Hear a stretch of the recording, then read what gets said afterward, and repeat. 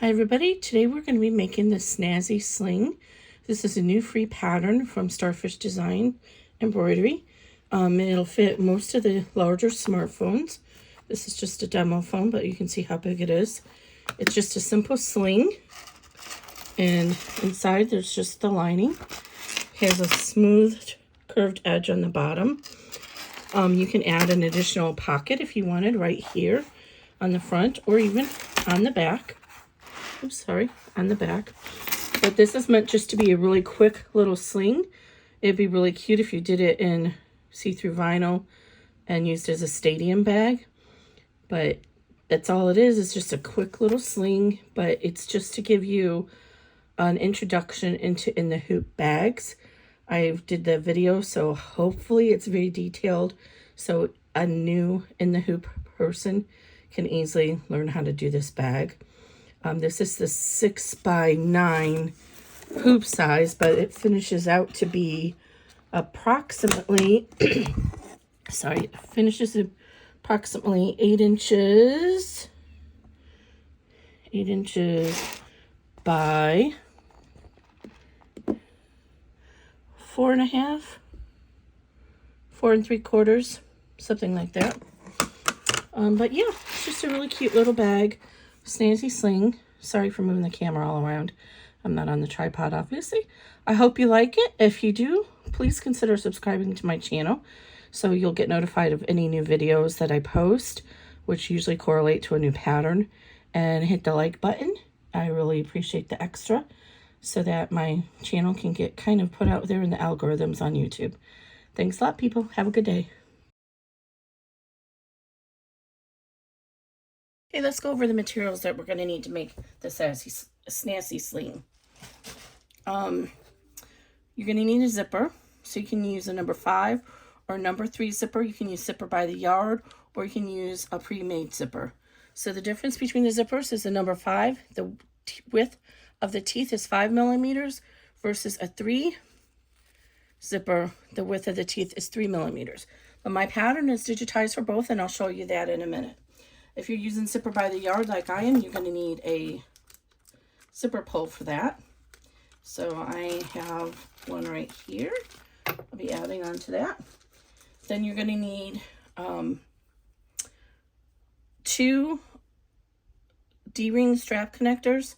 I'm using only a single fold because this vinyl I'm using is a medium thickness when it comes to bag making. It's hard to see on the camera. So if I do a traditional double layer zipper tab where you take, let me show you an example here. You would take your vinyl and you would fold each sides into the center and then fold it back upon itself like that. That is way too thick for my machine. So it's important that you realize what the thickness is, how thick your machine can handle it. So I'm using a single fold, so it's raw edge on the sides. If you're using cotton, you can do it that way.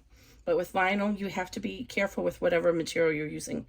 Now, I did not do it, but what's a really good idea is to reinforce the center of the strip with something like a heavier fusible interfacing, or you can glue on some grosgrain ribbon. So you would want to keep this is 3 inches. You'd want to make that 2 inches. So you want to keep it out of the seam allowance because we're going to overlap 1/2 inch of this beyond our final seam. So we have some extra to work with in our seam. Okay, so those are our D-ring stripper tabs and our D-ring tabs. And you want the width of these, the finished width, whether you're doing a single layer like I am or you're folding it over, you want the width to be the same width as your D-ring. So you need 2 D-rings. I'm doing 1/2 inch because this is a small bag. So I recommend that you do a 1/2 inch. So I need 2 of these.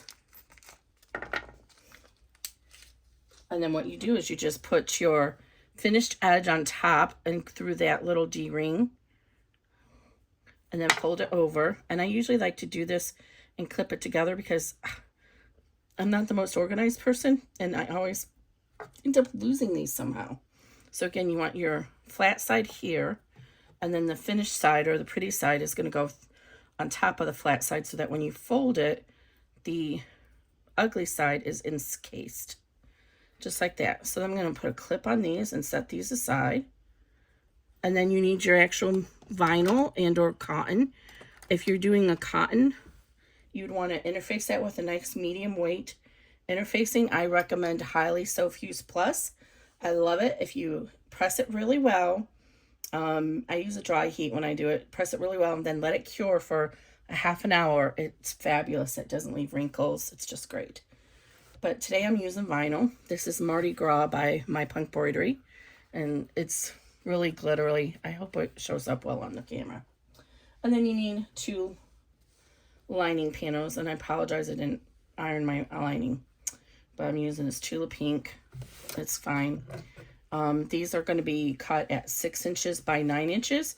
And our final bag is going to be just about 5 inches by 8 inches, which is a perfect size to accommodate the larger smartphones. And if you want, you can do an optional pocket.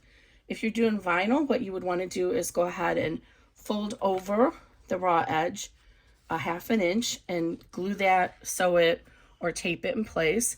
And if you're using woven cotton, then you would want to take a full layer. So you'd want it the same width, which is 6 inches, but you don't want it the full height. You want to come down probably about 2 inches from the top. So then you would want, what would that be? That would be 7 inches because we cut this 9 inches. So then you would want a 14-inch panel that you would then fold in half. And then when we get to that step, I'll show you, you would lay it on top right before the final 2 steps. So when I do a slip pocket like this, I like to put fusible interfacing only on the exterior half. So I fold it in half, and then on this piece here, from here to the middle, I'll put the fusible interfacing, and then that pocket would go on top of my bag with the fusible interfacing facing up. But when we get to the pocket, I'll show you when you do the front pocket, you need the fusible interfacing on top. But if you want this to be a back pocket, which you could do as well, you'd put it face down. So I'll try and remember to talk about that. But I chose to keep this simple. There's no slip pocket. I don't want to confuse you guys, but I will show you how to do that when we get there. And you can fast forward if you're not doing a pocket. Okay, so, and then you're going to need to hoop some soft material for your stabilizer. I'm using no-show poly mesh, not fusible, just a regular no-show poly mesh. And I like this because it's very thin, it's stable and secure, and it doesn't get crumply inside your bag. You can use whatever stabilizer that you prefer for your in the hoop bags, but just be mindful, the stabilizer is going to stay in the bag. And then finally, you're going to need something to help you manage hold the fabrics down while you're working. And I use, where's my tape at?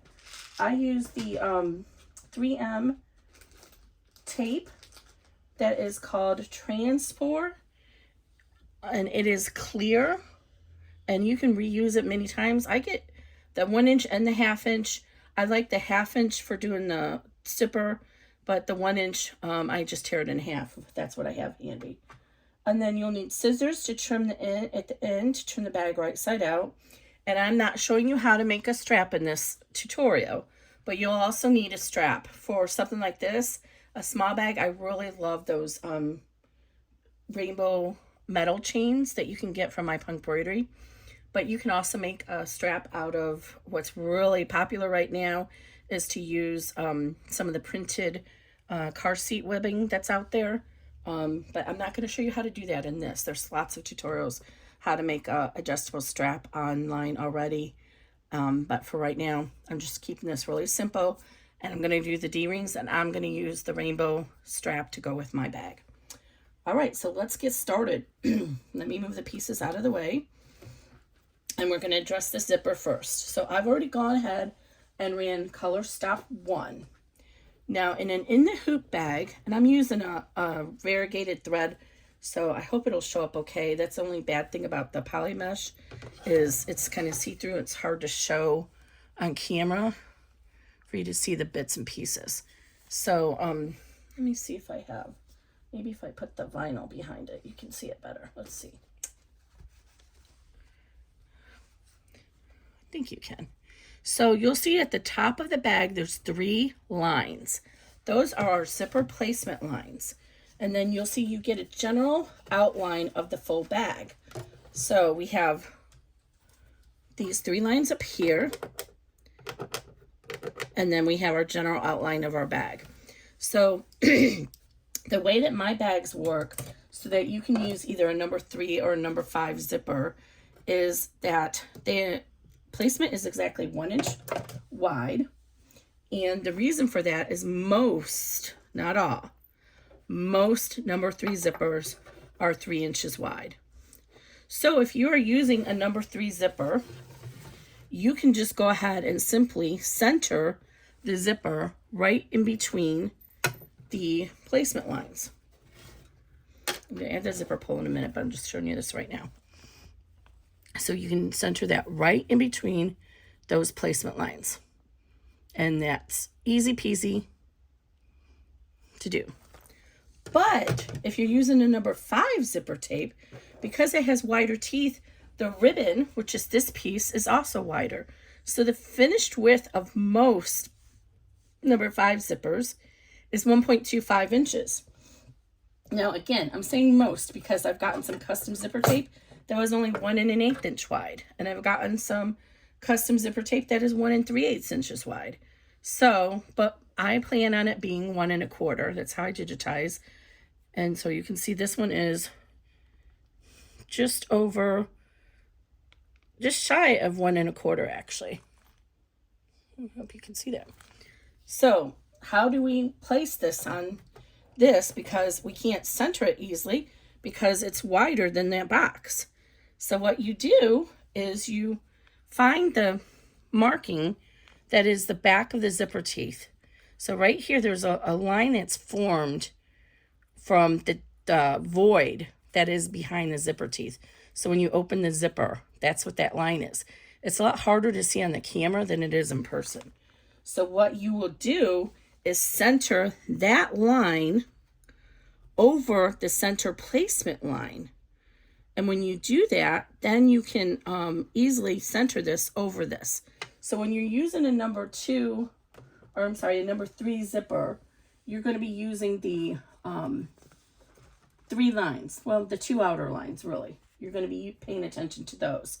But when you're using a number 5 zipper, you're going to be paying attention to the center line only.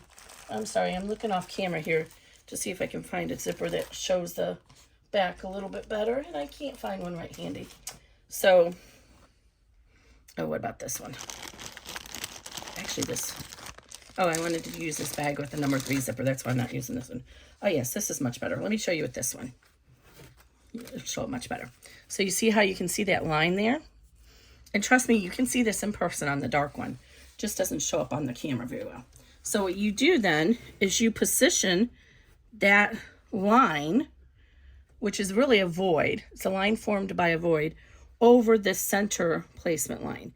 And you'll roll that all the way down. So we're going to tape this down and anchor it over on the right-hand side first. And then you're just going to roll this down along that center line, making sure it stays on top of that center line, and tape it as you go all the way. And then your zipper will be positioned properly.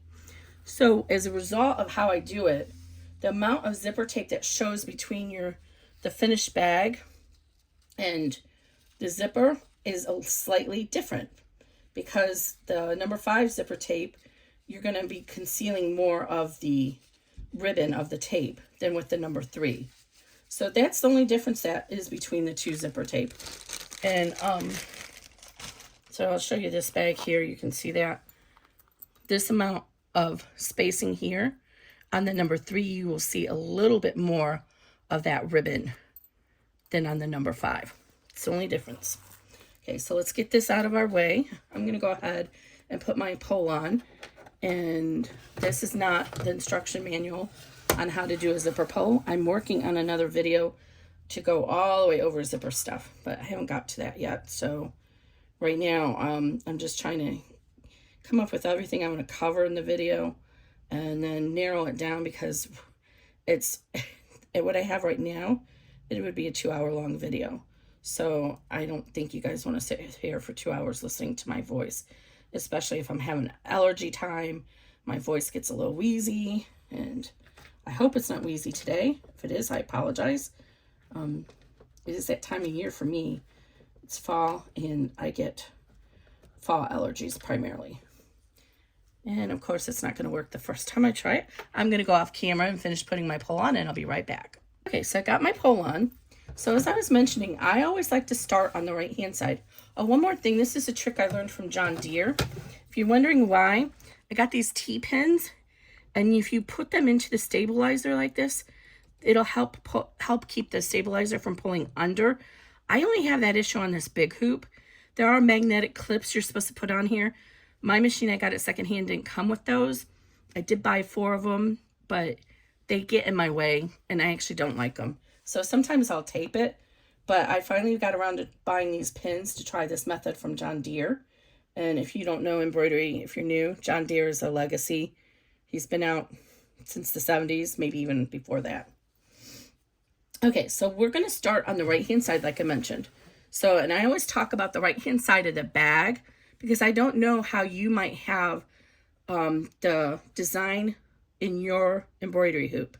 So if I say the right side of the hoop, you have the top of the bag up here, it doesn't make sense. So I'm always going to refer to the left, right, bottom, top of the bag.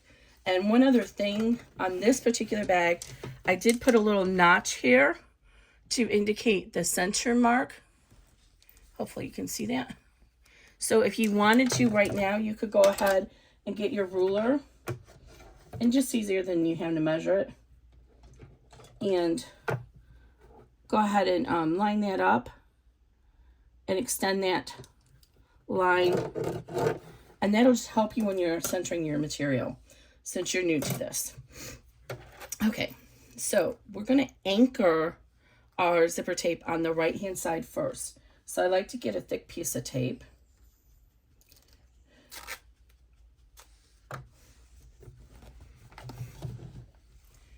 Make sure you can see me in here, yes. And so I start, and I overlap about a 1/2 inch. Again, if you're using a pre-made zipper and it has metal bits in it, you want to pull that metal bit so it's about at least a 1/4 inch, if not a 1/2 inch, beyond the style line. We don't want to risk hitting that. So I'm going to go ahead and, I'm using number 3. So with the number 3, remember, I just have to center it between the outer 2 lines. If you're using a number 5, you're going to center the center line through the back of your zipper tape. So now that it's anchored, I know on this end it's not going to come loose as I'm working on pulling it over. And this is just how I do it. If you don't need to do it that way, if you want to just lay it down and go at it, that's fine. Do it whatever works for you. This is just the way I do it. I like my zipper tape to be really even. So I'm going to go ahead and just kind of roll it down and make sure it's falling in between those 2 lines, the outer 2 lines. If I'm using a number 5 tape, I'm making sure that this center is lining up with the center line. Okay, and I'm going to measure it. Okay, once I get the bottom anchored, then I go back to the top and put a couple lines to stitch that down. In my opinion, this is like almost the most important part of the bag, and I could see that you see that? It's not exactly even there. And now it'll drive me crazy. So I'm going to pull this up a little bit and recenter it and make sure it's even.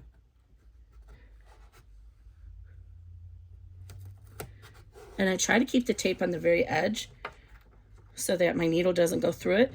But I have had very good luck with this. It doesn't gum up the needle too much. It will after time.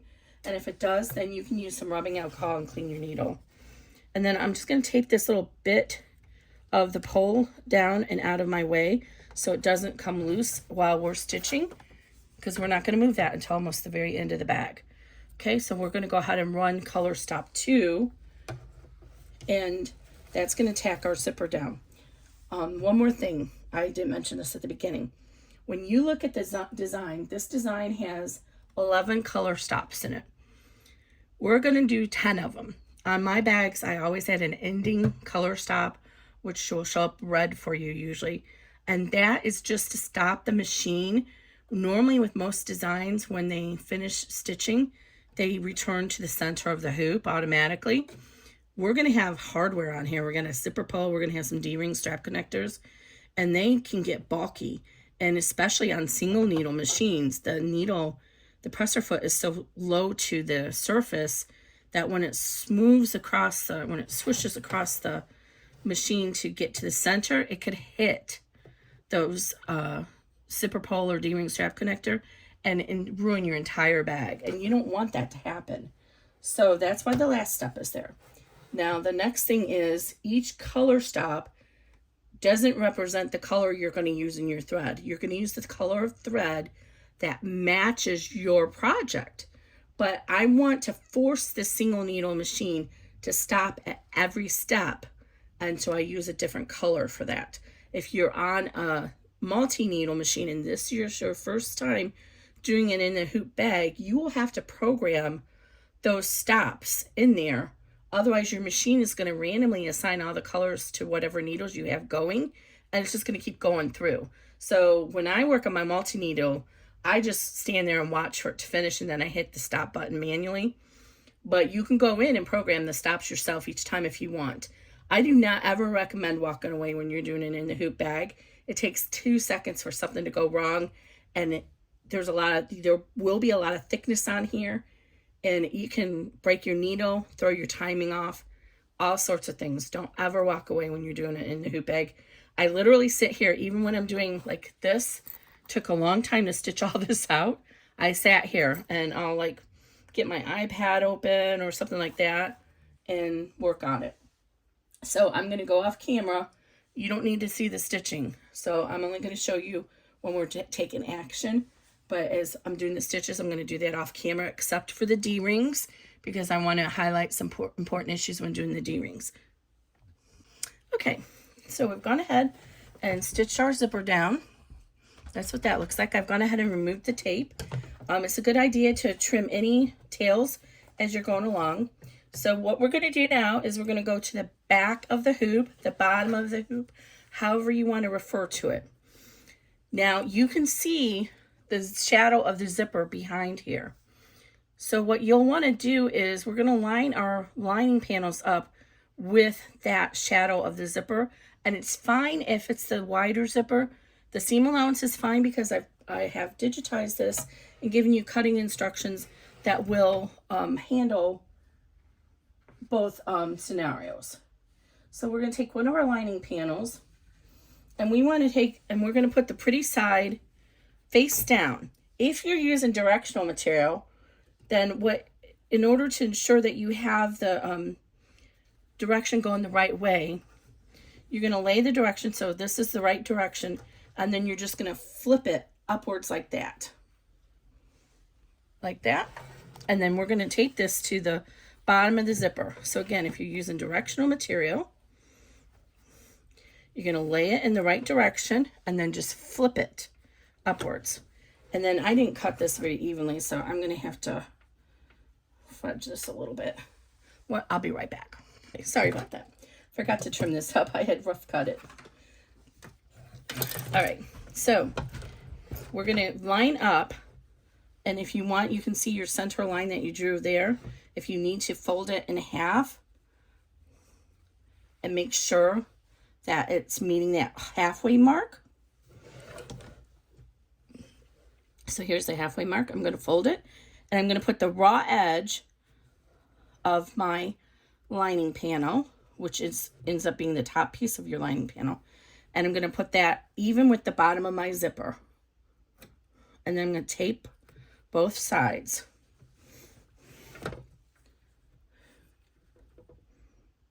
You want to pull it tautly across, but not too tautly. Now when you flip over back to the front, hold your fabric with your hand and then flip it and make sure that your fabric is still straight and didn't come around. My camera seems to have gone down a little bit. Let me try and do this again. Ignore all my mess in the background. Okay, so my lining is still right there. and we just want to make sure it didn't come loose. Okay, and then we're going to go ahead and get our hoop positioned again. And then you want to take your exterior front material, and we're going to do the same exact thing. If it's directional, you're going to lay it this way and then flip it over. Ooh, and I cut mine really close here. Should be fine now. I think I cut mine the wrong directions. So again, you can fold it in half and mark that, meet that halfway mark if you need to. And then we're just going to tape it down. And I'm reusing the same tape strips that I used for the zipper. Usually you can get 3 or 4 uses out of them. Okay, I'm going to stitch this down. So that's going to be color stop 3, and I'll be right back. Okay, so that's all done. So this is called the stitch and flip method. We're going to stitch it, and then we're going to flip it down. So we want to return to the back of the hoop again. We're going to remove our tape.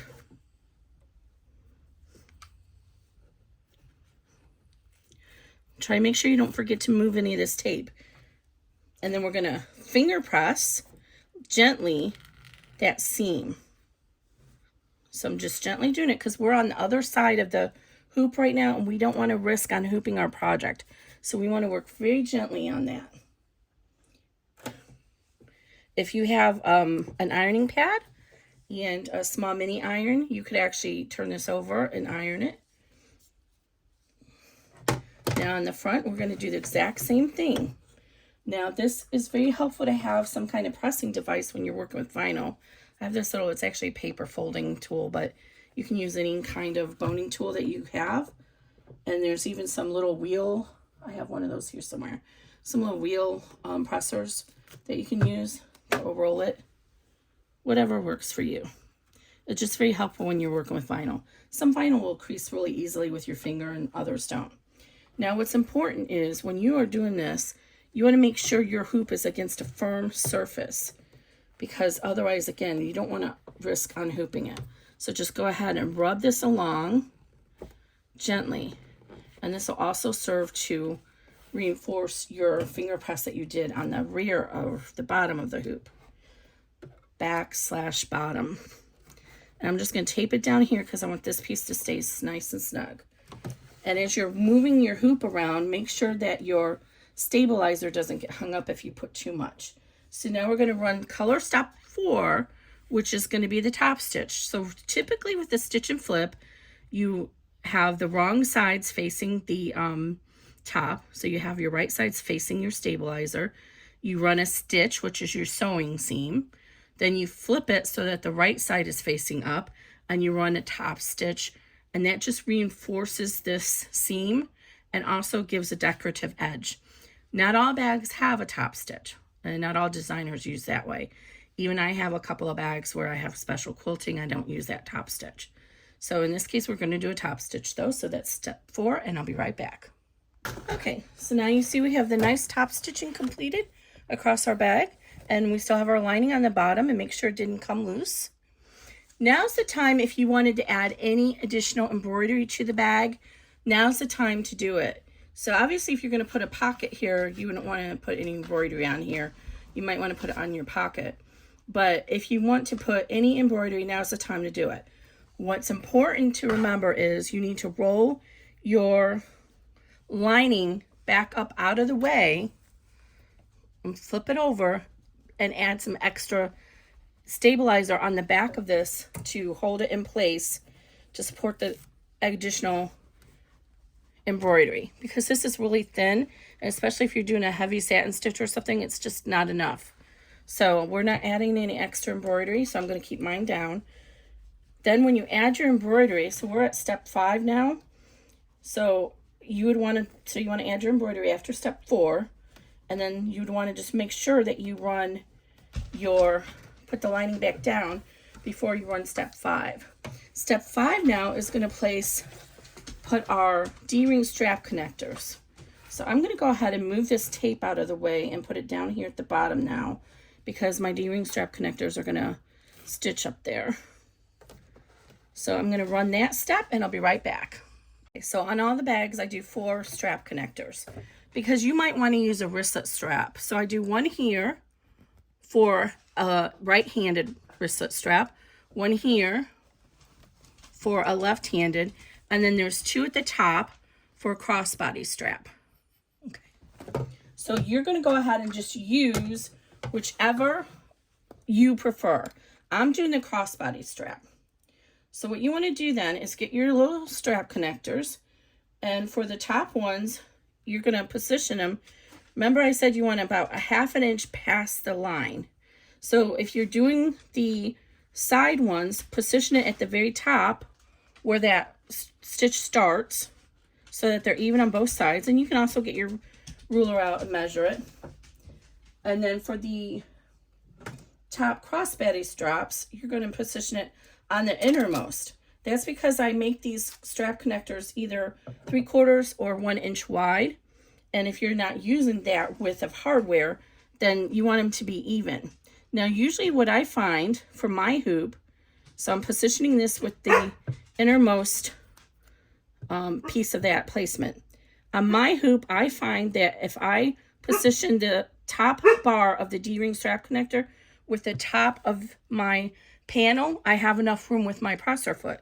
But if your presser foot is bigger, you need to have room for it to come through here when we add the back. You might need to bring this down a little bit farther so it doesn't risk hitting the D-ring strap connector. So it's just one thing to keep in mind. So I'm going to go ahead and position the other one. So again, right here is where that stitch begins. So it's the innermost part of my placement stitch. So I want to line up my side with that. Make sure it's evenly across the top. And then I'm using a real thick piece of tape because I want it to be able to get across this hump easily. That's what that looks like. Okay, so I'm going to go ahead and leave the camera on for this step because I want to show you what happens. On my machine, I'm using the Janome 500E. So let me just tell you what happens first, and then I'll show you when we stitch it. When my machine is done, in order to pull the tails, it kind of goes back and forth. So it'll pull the hoop like this way, that way, all over the place. And because of that, I can't always be sure that it's going to bypass hitting my hardware. So on the back of the machine, there's a little presser foot lifter. If you can see, I don't know if you can see that, on the Janome 500, you can reach back and press it again, and it goes up really high. So I listen for the thread cutter to finish, and then I reach back without hitting the arm and pull this up so that I know it's going to make it across my hardware. So you need to be mindful of that on your machine, how that's going to work.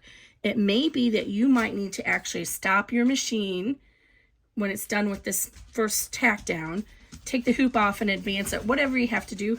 You just need to be mindful not to hit your hardware. Now, some machines have no problem because they have adjustable presser feet. This machine does not. There is an optional foot that you can buy that will fit it, and it is adjustable. I bought it, but I have not used it yet because my concern is it has a wider foot, and I digitize all my bags to take advantage of the most of the hoop, and that foot might hit the side of the hoop. So I haven't used it on mine yet because I had that concern, and I don't want to be digitizing all my bags just to work for Janome with that type of foot. In the big scheme of things, you could lose a 1/2 inch of the total size bag you can make, and a 1/2 inch is a big deal if you're talking about a smartphone bag. So that's why I haven't moved to that yet. So just this caveat. So we're going to go ahead. I'm just going to, I'll let it run so you can see what happens. But when I get to those steps, I'm going to go ahead and lift the presser foot up. Normally when I'm doing this, I skip these stitches. I don't see the sense in wasting thread, but I'll just do it. So we're on step 6 now.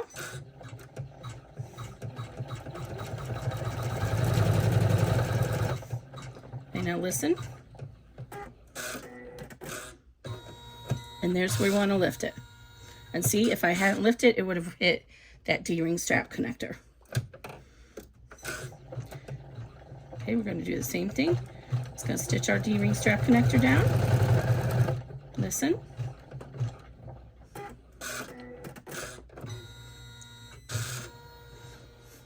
And with these little D-rings, the 1/2-inch ones, I think it would have been okay. But for sure, the 3/4 inch ones, it would have hit them.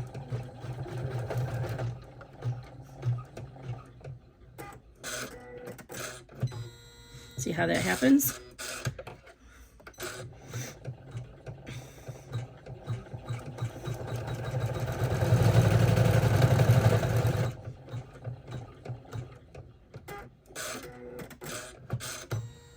Okay, and you might not have that issue with yours.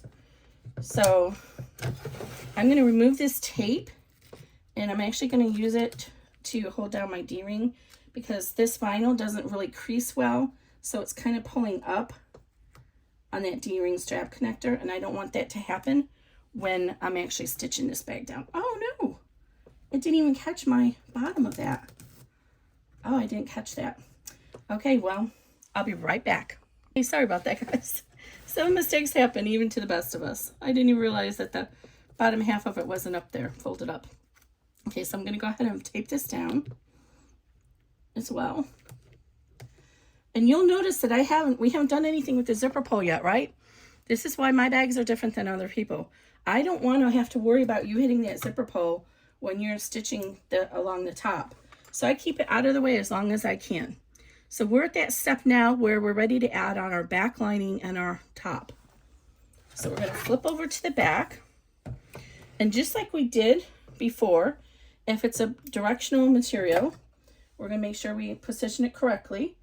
But in this case, we have the opposite. We're going to, so if this is our directional material, instead of flipping it, we're going to flipping it over.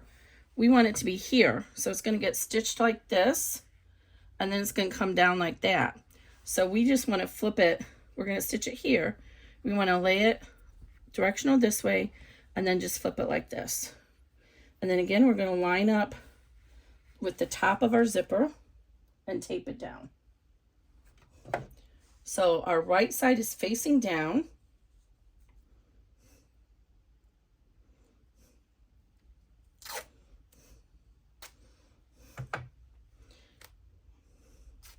And so we're going to tape it just like we did before. And then what's going to happen is we're going to stitch this, and then you'll see this is directional going that way now, and that's going to be inside of our bag. So the top of the directional fabric should be here, if that makes sense. The top of your panel is on the top of the zipper. And you're taping that down, and you're going to hold that panel down, or you can tape it in place on the back. Let me do that because I didn't iron it, so it's a little wrinkly. It's going to stitch better if I tape it. The more tape, the better. Tape is relatively inexpensive in the great scheme of embroidery, so use more. All right, there we go. Everything's taped. Now I'm going to flip it over, and just so I can work better, I'm going to turn my hoop so it's upside down to me so I can see where my zipper is. And then we're going to go ahead, the same thing. If this is directional, this is the top. We want the top meaning the top of our bag. So we're going to center this over your exterior bottom, or front as it is. And then we're going to tape it in place just like we did before. Now, this is a short path, so I don't normally need to tape the center like you might if you're using a long piece of material. You definitely want to put another piece of tape in the center. But sometimes when you have the hardware on here, it puffs this up, and so when this presser foot comes along, it might pull this down and mess up your seam. So I like to put another piece of tape there too, just so that doesn't happen. Make sure you press that into your stabilizer really well. Okay, so now we're going to go ahead and run color stop 9, which is going to do our stitch for our next stitch and flip step. And it's going to give us our main sewing seam to hold the exterior and the lining together. I'll be right back. Okay, sorry guys, I got my steps out of order. I said the wrong step. I'm sorry about that.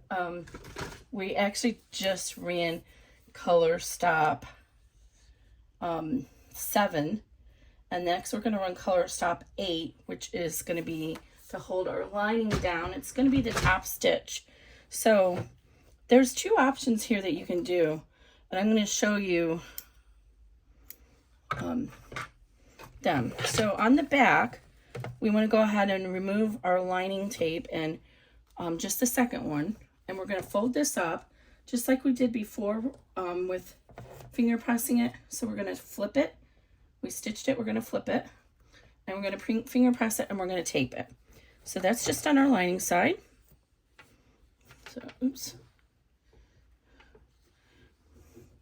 I got a snag thread there. Okay, so finger press that nicely, but gently so you don't unhoop it, and tape it down. Okay, so we finger pressed, taped it down, hold it with your hand so it doesn't come loose. Now, 2 options here. If you prefer, you can fold this down. I'm going to finger press it either way, and you can top stitch through it so the back is top stitched. The caveat to that is when you're doing it in the hoop bag, which is different than sewing on your sewing machine. When you sew on your sewing machine, you sew exteriors together, lining together, but in the hoop bag, everything gets sewed together. So the lining and exteriors are one big seam. So if we top stitch this, what happens is the top stitch is here, and then when you fold it down, there's just a slight little pleat there. You know, I'll go ahead and top stitch it so you can see, because in my other bags, I don't top stitch it, and you can look at one of those videos to see what's going to happen. So that's just a caveat. If you don't want that little pleat, then you can just skip this step on the front. You still roll the lining back, but on the front, you leave the exterior down. So let's go ahead and do it this way so you can see what that looks like. This is an instructional how-to video after all, so let me show you how it'll look that way. So this is what it looks like if you don't top stitch it.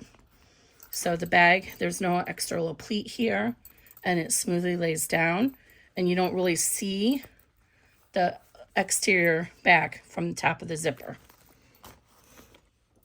Okay, so now we're going to run the next step.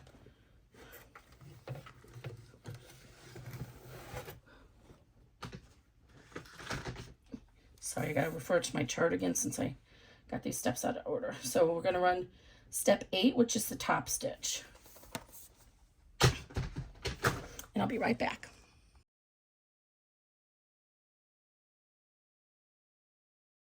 Okay, so now we've done the top stitching, going through the top of our bag. Our lining is done, and now that will hold it down. The benefit of this is so your lining doesn't come loose and get stuck in your zipper pull. So we're going to leave our lining as it is on the back. Now's the time we're going to open up our zipper. So now we've stitched everything that we need to do for our bag, and we're ready to finish it off. We have 2 more seams to do. Well, first we're going to do the exterior seam, and then we're going to do the final seam, which tacks the lining in place and leaves you an opening to turn the bag. So I'm going to go ahead and move my zipper pull over so it reaches over to the other D-ring strap connector. And I'm going to go ahead and stitch this, hold this down again. Just we're past that point of worry now because we already did this, but just to be safe, I'm going to go ahead and leave it taped. And this tape might pull into my seam allowance, so let me reposition this one. Do be careful. I have had this tape lift some vinyls, so if you're not sure how it's going to react, do it a little piece of scrap and check it out. So what we want to do now is we're going to fold the exterior down, and we're going to tape it in place as tautly as we can. The more tautly we tape it, the better the bag's going to look in the end. So I'm going to pull it. I start in the center and I pull it tautly, and then I tape it, and I try to tape it so that it's hitting the vinyl, this vinyl, and the hoop, so that it's really snug. So I might need a longer piece of tape to do that again. Yeah, that's better. So it's going to hold this vinyl to the hoop, and it won't come pull up. And then go ahead and roll it on both sides. Now, You're not going to go crazy here. What happens, I prefer to have the stitches come from top to bottom, because especially with this vinyl that has the knit backing, there's a little bit of stretch in it. I have it laying in the non-stretch position because the long lines are going this way, but if you had it the other way, it's stretchy. And if you go like this, if I stitch it like this all the way up to here, sometimes it gets a little bit of relaxation there and stretch, and it ends up creating a little pucker at the top. So what's going to happen is we're going to stitch halfway down to here. You're going to get a little running step over here, and that is just to help the presser foot come up to here. If I don't put that running stitch there and it stops here and goes like this to get up here, it's going to hit your D-ring strap connector. So it's going to stitch just a few stitches here. That's part of the design. Then it's going to come back up here, and it's going to start again down here. And you can, it's hard to see because it's dark, but as you, I wish I could show this. As I'm pushing my finger here and imagining that's the presser foot, it's actually pushing the vinyl, and it's creating a little bump, a little balloon in there. So, but the benefit is if you do it from here, if it gets any extra material, it's going to kind of have the room in the bottom to stretch out, and you won't notice it as much as you will if it's up here. So that's why I do it this way. Okay, so we are up to step 9, which is the exterior, and I'm going to do that off camera, and I'll be right back. Okay, so we're all done with 9, and you can see here, it's stitched over here. Here's those little carry stitches that I told you about, the travel stitches. Came up to the top here and came back down here. And then it created a couple of travel stitches right here to guide the presser foot back up here to start for the next step. Okay, so we're done with the front exterior. Now we're ready to put the lining down on the back. But before we do that, for the best results, it's better to remove the stabilizer behind the zipper now, because we're going to be turning this bag through the zipper. So what we need to do is, I like to get my seam ripper, and because I'm using the poly mesh, I can actually position the zipper, or I'm sorry, the seam ripper, so I can see the blade right underneath the stabilizer. And then I just kind of, let me try if I can zoom out a little bit so you can see this a little bit closer. I get it underneath here so I can see the blade, and then I just kind of slice across the top, slowly but gently. Slowly and gently, I should say. And then it will not cut. I stop when I get to that seam right there. And then the next part is a little bit trickier. Again, be careful because you're on the back of your hoop now. If you have tweezers or hemostats to hold it, it's better. But what I do is I hold this piece of the stabilizer that's now free, and I do the same thing. I put the blade underneath so I can see it, and there I could not see it, so I might have actually hit my zipper that time. So make sure you can see it, and then I kind of just hold it with my fingers just to give it some tautness, because if you have some tautness, then you can get really close to that seam and it'll pull the stabilizer out as you're cutting, and then you won't see that seam. You won't see the stabilizer in your seam. Now for the sides, I've had too many times trying to use the seam ripper where I've ended up cutting into the lining. So I use these so I can get it underneath here, the duck bills, and I just trim it like that. That way I don't risk cutting into my lining. I have a little extra thread here. Let me get rid of that. Okay, so now we got the stabilizer out behind the zipper, so it'll be nice and easy to turn it. So just like we did on the front, we're going to pull the lining down tautly and tape it in place.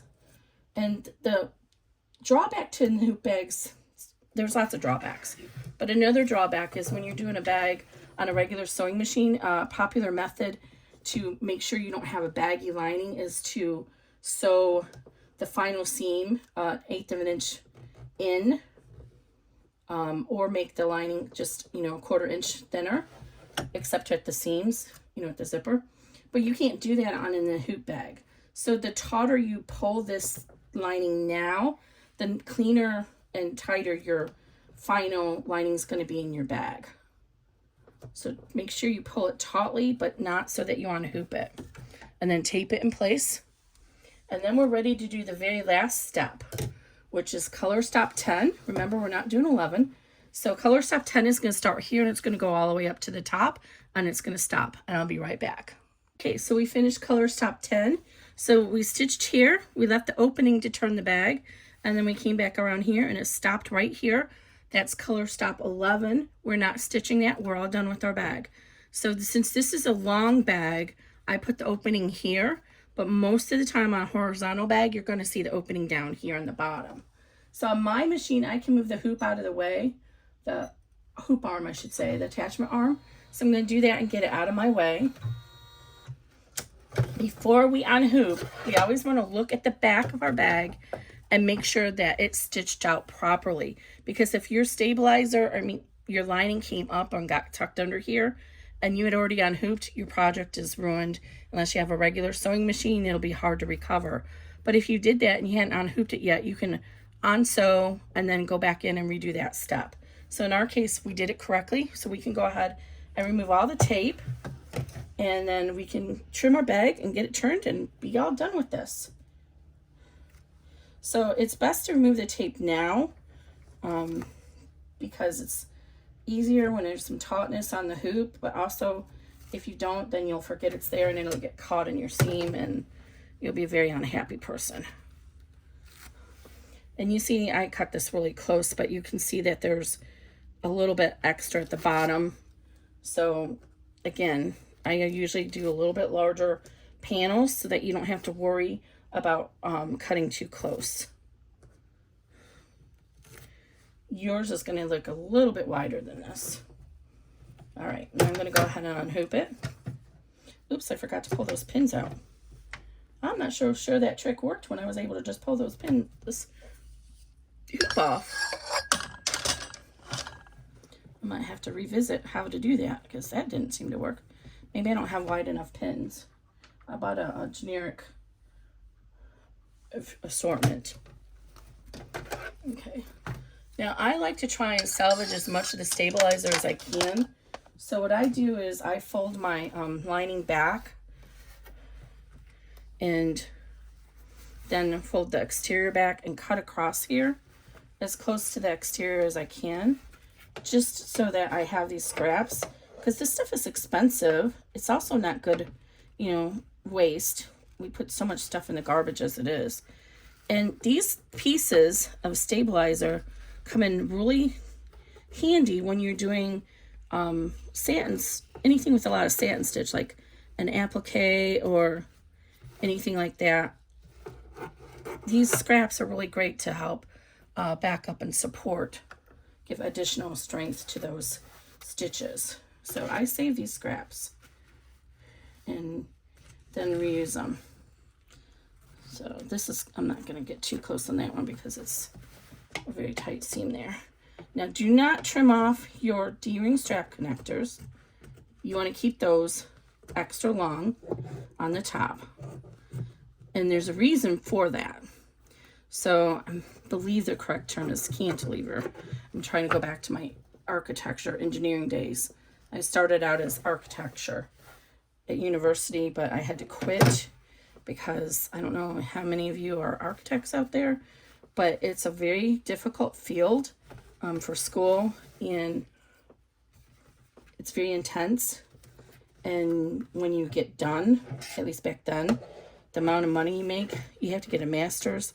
It just wasn't worthwhile to me. I didn't love it that much to end up getting a job where I'd most likely just be sitting on some computer doing CAD work all day long.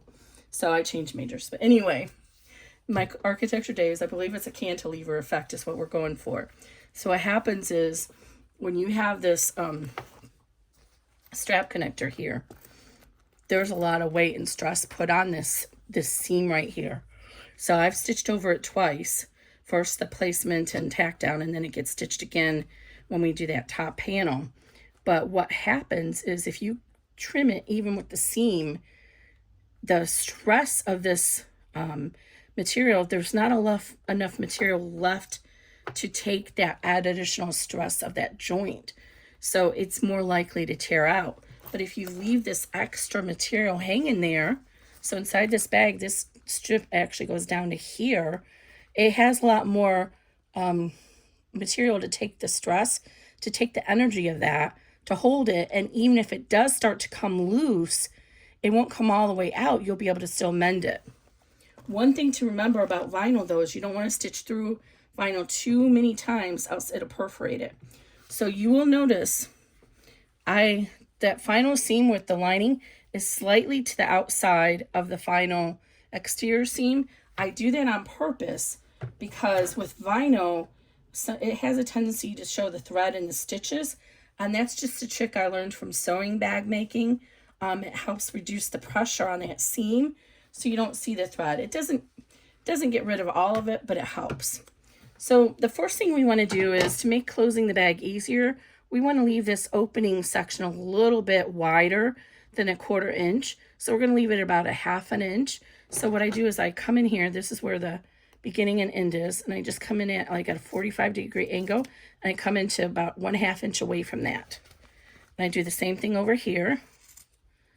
And now I can go ahead and trim the rest of my bag to 1/4 inch seam allowance, and I don't have to worry about cutting off my tab. So I'm going to start over here, and I'm just going to trim all the way around about a 1/4 inch. I like to do it from the lining because remember that lining stitch is a little bit wider out than the exterior. So if you stitch it, it just shows better on the lining, so you don't accidentally cut it. But do whatever works better for you. If you can't see your lining stitches very well, then cut it from the exterior. Just make sure you stay at least a 1/4 inch away. And as I come around here, I want to try and keep this curve, but I'm reaching that little point where I did that notch. So I'm going to pivot and cut into the notch. And up here, I'm going to cut this a little bit more. I left it too wide. Now we don't need the other material behind it to be that wide. So you can fold the notch down and then trim off this extra. And then the notch only really needs to be about a 1/4 inch. I'm sorry, 1/2 inch taller. So you can just go ahead and trim this down. And then what I like to do is on the non-sewn type side, I like to fold that even with the seam and finger crease it so that when I turn the bag right side out and I go to glue this closed, I have a nice seam to work with. So I just finger press it like that. Now, down here, we have a curved edge. If we just leave this as is, when we go to turn the bag to the right side, that vinyl is going to fold up on itself, and we're going to have a really crumply looking corner. We don't want that. So what you want to do is notch this. And I use my scissors, but you can use pinking scissors if your pinking scissors are strong enough. These scissors are not. I actually prefer these Kai 7205. These are amazingly sharp, and they cut through all these layers without any issue. So I notch it about a 1/4 inches apart, and I get about 1/8 of an inch away from the final seam. Just like that. And then you're going to do it on both sides. And what happens then is we've just reduced the bulk of that vinyl in the seam and the cotton. And when we turn it right side out, that vinyl can stretch out. When it stretches out into the seam, it's not going to lay on top of each other because we just got rid of all that extra material. So it's going to have enough room that it can spread out and not fold up on each other. Like that. And then on the top corners here, you can trim those a little bit as well. I don't trim it too much, but just a tiny little notch on both sides is fine. Just be careful because your zipper tape is in there, and you can always go in and reburn the edges of your zipper tape. I don't have my lighter here. I wanted to show you guys this new tool I have, but I think my son must have taken it to plug it in. It's a rechargeable burner, and it's really cool, and it just lights up and burns the edges. Okay, so now's the fun part. This is where we have to turn the bag right side out. So we're going to go and turn it to the lining side first. So I start with one corner, usually the corner that's the farthest. So I put my hand in, and I push that corner, work my thumb through, and push that corner through to this opening. Just like that. And then just work the rest of it in there. I gave you a nice large opening, but sometimes the openings are really small, and then you have to work hard to get it through. So we're going to just keep pulling it gently.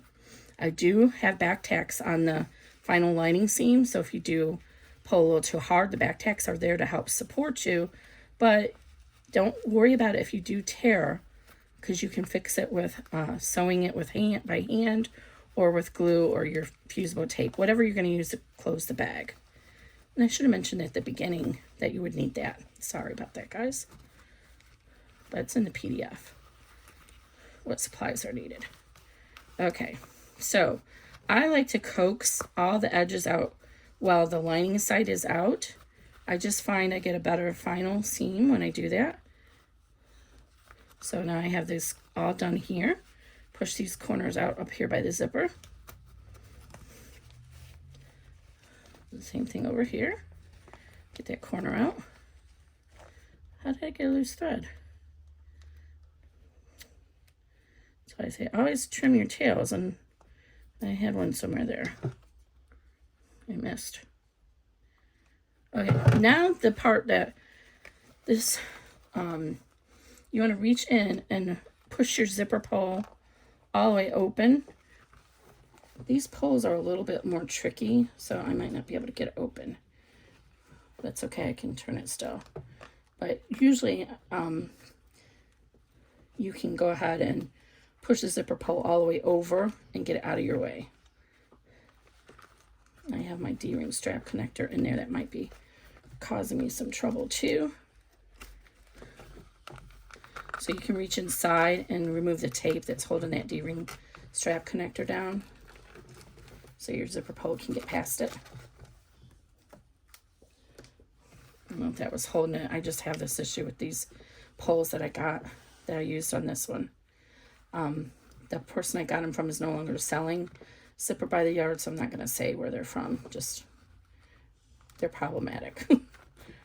They work fine once you get on the outside, but I think they might have a locking mechanism that when you have them positioned like this, it's locked. So yeah, so I'm going to go ahead and turn it through the opening, but normally you would have that full opening to turn it through. Oh, before we do that, we have to glue it closed. Keeping this. So I use this Fabri-Tac glue from Beacon, not a sponsor. They don't sponsor me. I don't sponsor them, just happy customer. But you can use fusible tape, like double stick tape that you use the iron to fuse, or just really strong regular double stick tape. So what I like to do is I have this piece here that I folded over. I like to put the glue against the thread piece. Oh, my fingernails got dirty. I don't know how that happened. Oh, I think it's from this black material. Anyway, so I like to put the glue along the edge of the thread. And then what I do is I pull this folded edge on top so it meets the thread line. Be very careful with this glue, because if it squirts out, and once you get past a certain point, it will start to come out the top. You can kind of go like this to try and get some of the bubbles out, but be very careful, because if it gets on a wood surface, it will damage the finish. So I put it there, and I push that piece in, and then I put a little clip to hold it in place. The reason I like this glue is it sets up very quickly. Once it's dry, it's very soft in the seam. I find that the fusible tapes stay very thick and rough, stiff in the seam. But with the glue, it stays really soft and supple and flexible. And it sets up really quickly, like in less than a minute, it's ready to turn the bag. So by the time I clip it and put the glue away, it's set up enough. And then it cures fully in about 24 hours. Okay, so this should already be ready to go ahead and turn. Just literally, that's how fast it is. See that? It's not even coming loose. You could still pull it loose if you pull hard, but I'm going to just give that one more second. Try one more time to get this zipper pull open.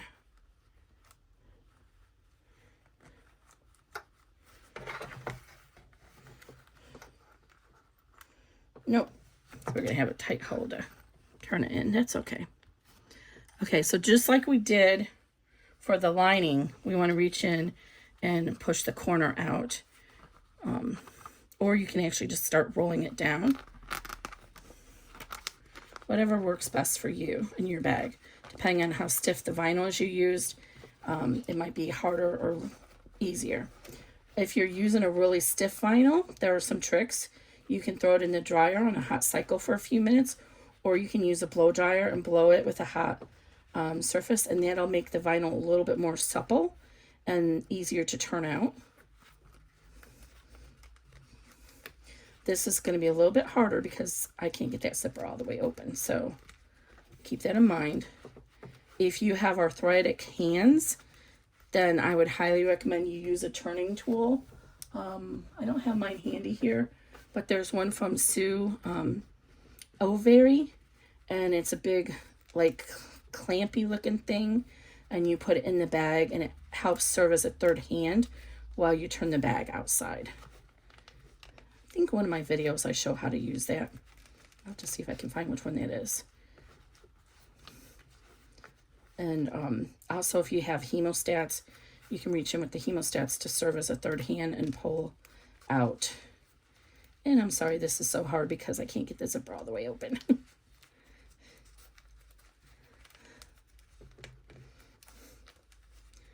But normally that's not an issue. Most zippers will open all the way once you, from the outside. Like I said, this one just is a little bit difficult. I shouldn't have used it, knowing that. And again, I'm pretty sure it's a locking zipper pull.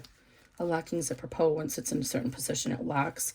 So if you've ever had a hoodie or something where the zipper starts to come undone on you, or like a pair of jeans, that's because it doesn't have a locking zipper pull. If you have a locking zipper pull, it'll lock in place when it's in that position, and it won't loosen up on you and come loose. Oh my gosh. See, and it's in that position, so I can't get it to unlock. Let me try again, because I'm not having good luck here. So I keep trying to get the position, the pole, to be like flat down. And so I can pull it, reach in and get it out. But it's not wanting to agree with me. Try again. Nope. Okay, that's fine. I'll just keep working at it. I'll get it.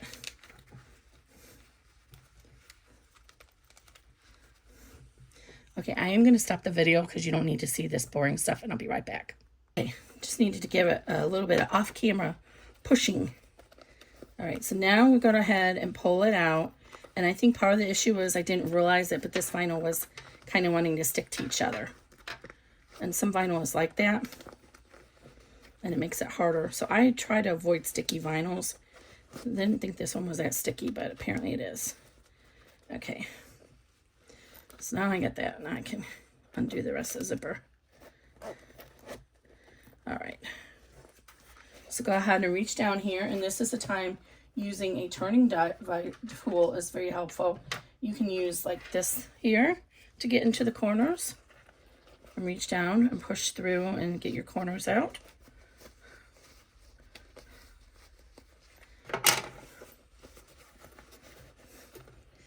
If you have a really large hand, you may not be able to fit your hand all the way inside. So in that case, you will just have to keep working the corners from the outside and pulling on the vinyl to get it out. I also love this tool from Alex Anderson. It's a 4-in-1 tool, and it's got a seam ripper on one end and a stiletto on the other end. And then with the covers on it, this cover is great for being a pushing out tool. I don't have the other cover on it, but the other cover is like a little wood pressing tool. Again, not a sponsor. A friend sent me this and I fell in love with it. So I had to order another one. So when I have one at my embroidery table and one at my sewing table. And we're just coaxing that out because we don't want to push through our vinyl. So you want to be careful that you don't puncture the vinyl when you're doing this.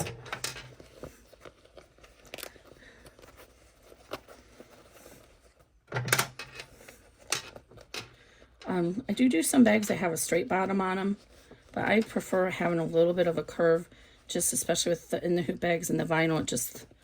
It turns better, and the corners end up looking a little bit nicer. Okay, so I got it out, and you can see how that seam is now even.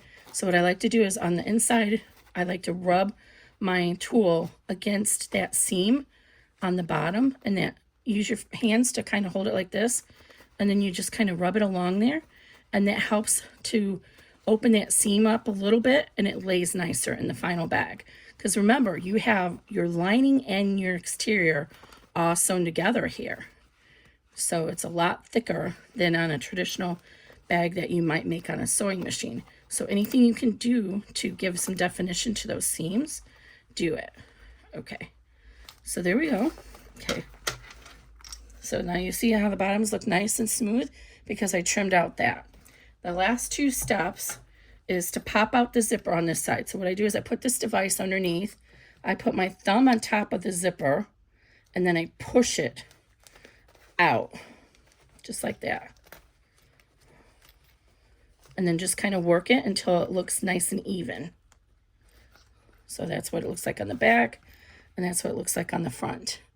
Now this side over here is the one that always gets people on it in the hoop bag.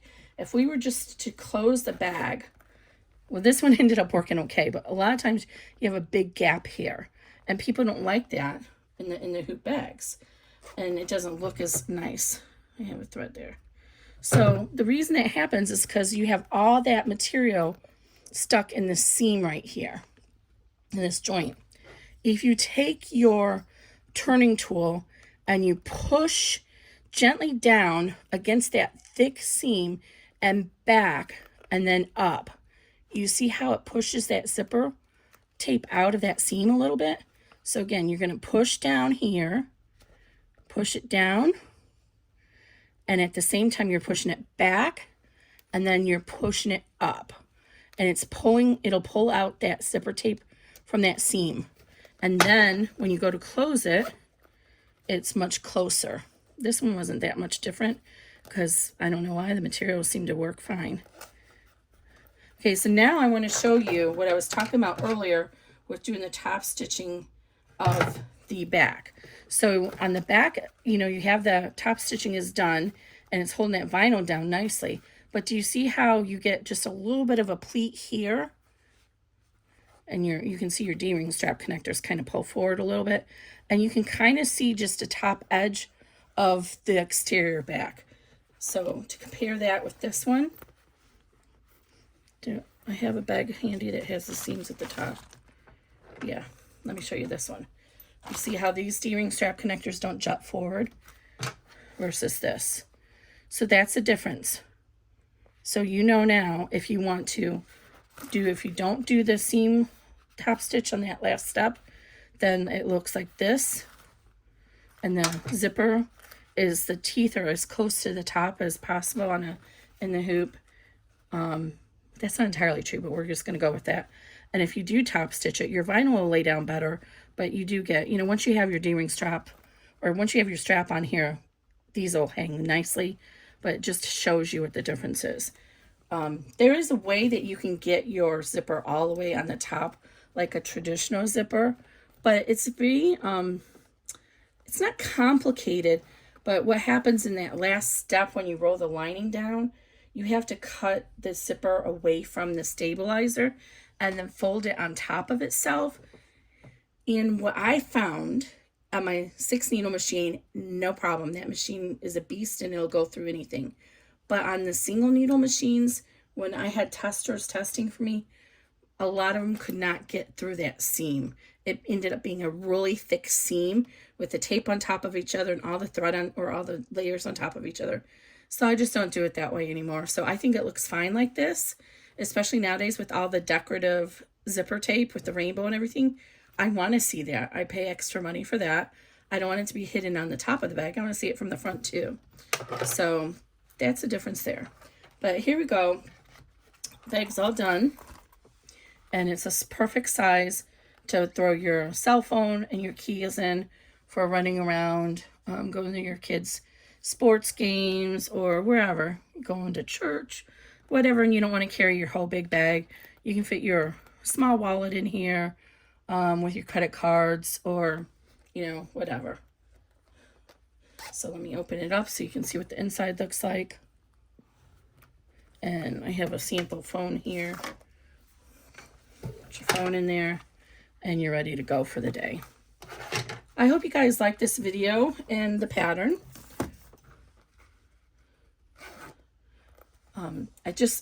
I had this idea for a while and I didn't get around to it. I was like, you know what? I'm going to do a free crossbody bag. I get a lot of people who have new to In the Hoop and they try a complicated bag and it's a nightmare. And then they leave a bad review for me. And I'll admit sometimes I could explain something a little bit easier, but a lot of times it's just that folks are new to In the Hoop and that's what the issue is. So this is a nice simple bag to show you how to do an In the Hoop bag that's functional. I have a couple others out there that are just small bags, but this time I thought I'm just going to give somebody something that they're really going to enjoy and use. And this is that bag. So you'll enjoy this. You'll be able to make them for craft fairs. I totally forgot to tell you where to put the pocket down. That's okay. Sorry about that, guys. What you would do is before you fold the exterior down, so that was step 9, you would lay your pocket. So you would fold over of course I don't have anything handy right here to demonstrate a pocket. You would fold over your pocket material about 2 inches underneath here and tape it in place, and then it'll just get caught up in your final seam. That's all you have to do to add a slip pocket to the front. So anyway, thanks guys. I hope you have a good day.